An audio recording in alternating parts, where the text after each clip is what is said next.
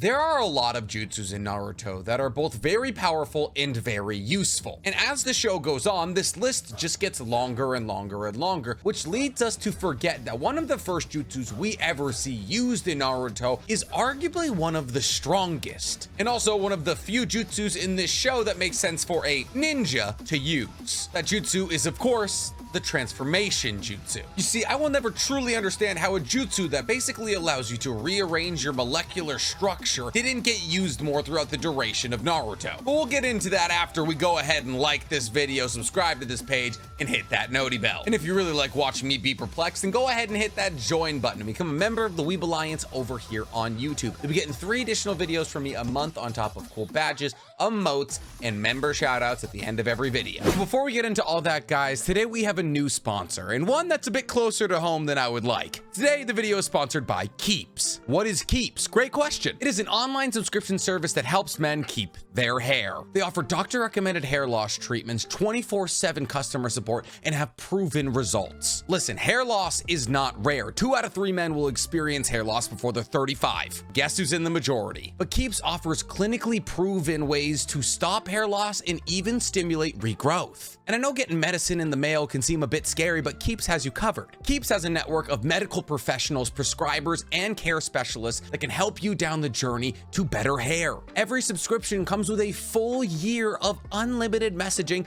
with a healthcare professional. You will never not be able to have your questions answered. And once you subscribe to Keeps, you'll get refill reminders. Listen, I can barely remember to feed myself. Remembering to fill up these pills is tough without a reminder. But Keeps has you covered, so you never run low on the medicines you need. And it all comes straight to your door. No embarrassing trips to the pharmacy. So fellas, let's be real. I know you're out there. What are we waiting for? Hair loss stops with Keeps. To get 50% off your first order, go to keeps.com/nchammer23 or click the link in my description. That's Keeps, KEEPS.com/nchammer23. And hey, maybe we can all get rid of our Vegeta hairlines. So the transformation jutsu, what is it? How does it work? What are its limitations? And why don't we see it used more? All of these are really good questions, but let's start with that first one. What is it? First off, technically, it is a E-ranked jutsu, meaning it is one of the easiest jutsus out there to learn. This is reinforced by the fact that it's one of the first jutsus that's taught to ninjas in the Ninja Academy. And that makes a lot of sense for ninjas, because this is a jutsu that can be used in reconnaissance, in spying. You know, the things ninjas actually do, not hopping into giant chakra mechs to fight each other over who loves each other more. But essentially, this jutsu allows you to turn into a different person, or an animal, or an inanimate object. Hell, you can turn into a plant. Essentially, just by gathering your chakra, you can transform into basically whatever you want. And we actually learned in Sasuke Retsudan, a light novel that's actually getting a manga adaptation soon, that turning into an inanimate object is the hardest thing out of all to turn into, because it is the furthest from what a human is. Essentially, by turning into another human, you're not that far different from where you were as yourself. But let's say you turn into a stump or a rock, that's going to be vastly different from being a human. So usually, if somebody wants to turn into an inanimate object or an animal, they have to familiarize themselves with that thing or animal. They will have to feel that object's weight, or the animal's claws, or the sharpness of the weapon they want to turn into. Because without this familiarity, they can't draw the picture of the thing they need to turn into, and therefore will be obviously discernible as a fake rock or a fake tiger. And what's wild to me is at that moment that I just explained that to you, that a lot of people, it doesn't click how insanely powerful that is. Any ninja can be anything. Sure, if you transform into Ishiki, you will not get Ishiki's abilities, but you can transform yourself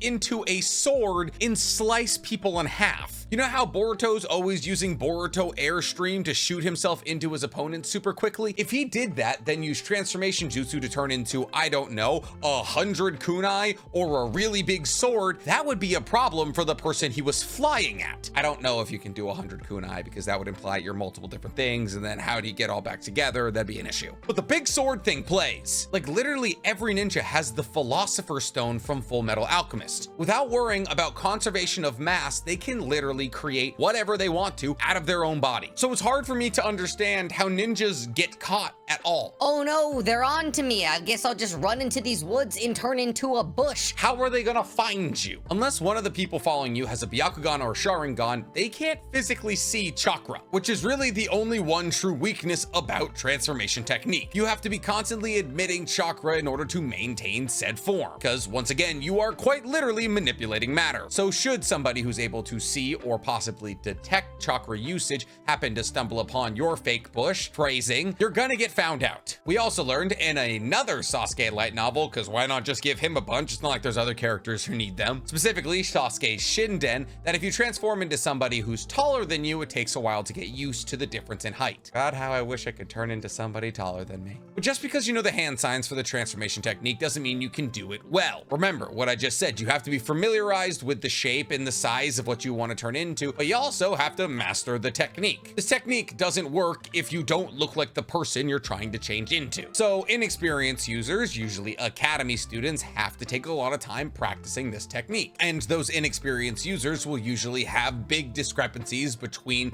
the original and what they made. Some will be shorter, some will be fatter, some will be skinnier, some will have buck teeth. And all of these make you absolutely useless for reconnaissance. If you saw a 7'5" Jiraiya, you'd be like, something's wrong there. But even experienced users sometimes trip up with transformation technique. Let's say recently Jiraiya just got his arm blown off by Nagato, and somebody was trying to pretend to be Jiraiya in that circumstance for some reason. If they didn't transform into a Jiraiya with one arm, people are gonna know that's not the original Jiraiya. And these kinds of mistakes can be seen even amongst practiced users of transformation technique. Forgetting to put scars or grime that builds up during the duration of a battle shows that you are an imposter. And then there's also personality. You see, transformation technique, even though I say it should be used more, is actually incredibly difficult. Not really as a jutsu to pull off, but as a jutsu to maintain successfully. Because now you not only have to worry about maintaining said transformation jutsu and looking exactly like a person who may not be around at the moment, but you also have to step into their head as their personality. So you have to maintain conversations in a personality that's not yours while maintaining an appearance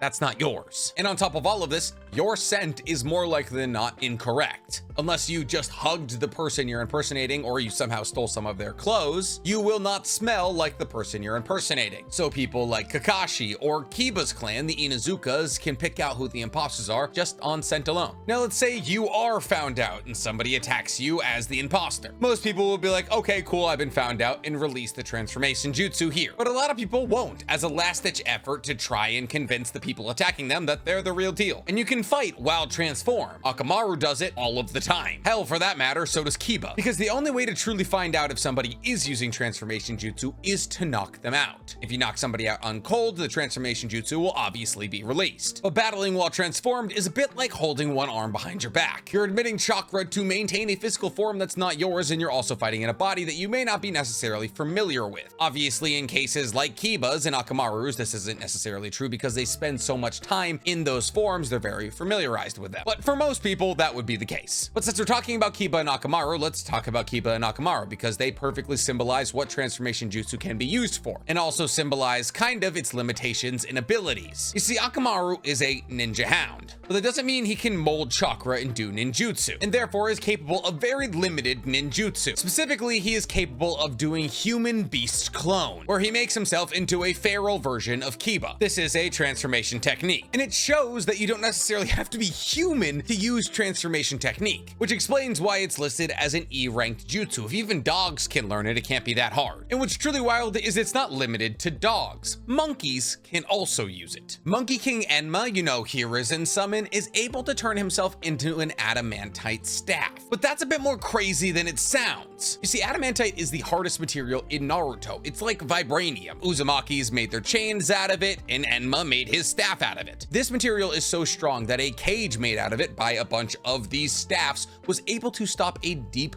forest emergence from Hashirama, which is one of the most powerful jutsus in the verse. This means that there's technically no limits to what substance a person can turn their body into, which leads me to believe, why are shinobis not just turning their arms into shields to stop incoming blows? If Monkey King Enma can turn himself into an adamantite staff, why can a shinobi not turn themselves into an adamantite block to stop an incoming sword? And what's even wilder about this is that Monkey King Enma can extend almost almost limitlessly in this form. Hiruzen was able to use this staff to push Kurama out of the city limits of Konoha, implying it was at least half the size of Konoha, meaning that not only can shinobi change to whatever material they want, but there is no conservation of mass. Enma is not the size of a pole, half the size of Konoha. And what's even wilder than that is that in this form you can still use ninjutsu, because Monkey King Enma is able to clone himself in this form and make that cage that stopped the deep forest emergence. This whole non-conservation of mass thing is even further corroborated by Kiba and Akamaru, who were able to use human beast clone transformation double-headed wolf in order to combine their two wolf forms into a much larger double-headed wolf. And this also shows that transformation jutsus can technically combine, allowing two people to mix their matter to make one thing, implying that, let's say hypothetically, Akamaru and Monkey King Enma could combine to make a wolf covered in adamantite armor, or Akamaru and Naruto could combine together to make a sexy wolf. Furry no jutsu. And while these may sound like ridiculous uses of the transformation technique, there's even more ridiculous ways that the transformation technique is used on a day-to-day basis. I mean, Tsunade is in a constant state of transformation technique. Tsunade is in her late 50s in Naruto and her 70s in Boruto, yet she doesn't look a shade over 25. That's because Tsunade is constantly draining chakra from her strength of 100 seal in order to maintain a damn near perfect transformation technique constantly. There's a common misconception that she's using her strength of 100 seal to keep herself young by increasing her mitotic regeneration of her cells, and therefore Tsunade is just kind of gonna live forever. And while she will live longer than most people because she's a senju and therefore has a larger life force, in reality she is just constantly using transformation jutsu to hold the appearance of her younger self. And the only time that she releases this transformation is when she has literally no chakra, because it doesn't matter whether she's asleep, around people, or in a massive group, she's always doing this, which leads us to believe it's not necessarily the most chakra depletive jutsu out there. I mean, yes, obviously Tsunade has an incredible amount of chakra stored in her strength of 100 seal, but to hold this jutsu while you're asleep would mean that it's probably not that chakra depletive. And Tsunade's not even the only circumstance of this we see. In Akatsuki Hiden, the Akatsuki light novel, where we got a closer look into every member of the Akatsuki's life and a little mini chapter about the teams, in Hidan and Kakuzo's chapter, we got a look into a town called Shangri-La. Now, Shangri-La is supposed to be in the real world in earthly paradise, which is in the Kunlun Mountains. It was first described in the 1933 novel Lost Horizons. Shangri-La in Akatsuki Hiden is incredibly hard to find because the entire village is cloaked in genjutsu. Kakuzo and Hidan try to go look for the village because there's a 1.5 billion Ryu bounty on the person who lives in this village. And eventually, by happenstance, they happen to kill this dude. And once they kill him, his body changes. He had been using transformation technique to make himself look different. And what they find out throughout the duration of the chapter is that every single person that lives in that village is constantly using transformation technique, because every single person in that village has a bounty on their head and they are looking for a way to start a new life. So every single person in that village is constantly using transformation technique like Tsunade, which all but solidifies that it's not that difficult to maintain once you figure out the body you want to be in and you have the chakra to do so. So once again, this leaves me with the final question. Why isn't this used more often? Yes, there is counters for it, like smell or the Byakugan. And now in Boruto, obviously every ninja who comes in and out of Konoha has their chakra signal tracked, meaning that if you transformed into, let's say, Konohamaru and you weren't him and you walked into Konoha, they would know you weren't him. But even if we're not talking for reconnaissance, this jutsu still has incredible merit. I mean, Naruto was able to make Gamma Bunta into Kurama at like 13. What's stopping Hashirama from making one of his wood golems into a Susanoo, or a tailed beast for that matter? You could say people outside of the Jinchuriki of a specific tailed beast wouldn't have enough familiarity with the shape and style of that tailed beast to make that tailed beast with transformation technique, which is fair, but you know the bad guy in Boruto who has the ability to harden his body to diamond level hardness? Assuming that Monkey King Enma doesn't have some special understanding of adamantite that nobody else does, every shinobi should have that ability. And then there's obviously Wasabi Sasuke and Boruto, whose entire thing is that she has claws, and she obviously also has her little chakra hood that makes her faster and more agile, but the majority of her offense is coming from claws. But every ninja should be able to transform their hands into having claws, and yet we never see this used. And for that reason, I feel like this is one of the most slept on and underused jutsus in the entirety of Naruto. Entire wars could have been fixed or won with this jutsu, because every ninja knows it. If Akamaru and Kiba can join together to make a massive two-headed wolf, what's stopping like 10 ninjas from combining to make a Choji? Like, you know, big Choji. Hell, for that matter, if Monkey King Enma can extend limitlessly, what's special about partial expansion jutsu? If there's no conservation of mass, then partial expansion jutsu is just transformation technique. But then again, what do I know? I didn't write the story, but I did make the video. And if you guys liked it, please guys, go ahead and like this video, subscribe to the page, and hit that noti bell. And if you really like the video, go ahead and hit that join button and become a member of the Weeb Alliance over here on YouTube. You'll be getting 3 additional videos from me a month, on top of cool badges and emotes and member shoutouts at the end of every video. Listen, I'm not saying that one of the most possibly powerful jutsus in the entirety of this show got written off as a way for a 12-year-old boy to turn into a sexy lady, but I'm also not saying that.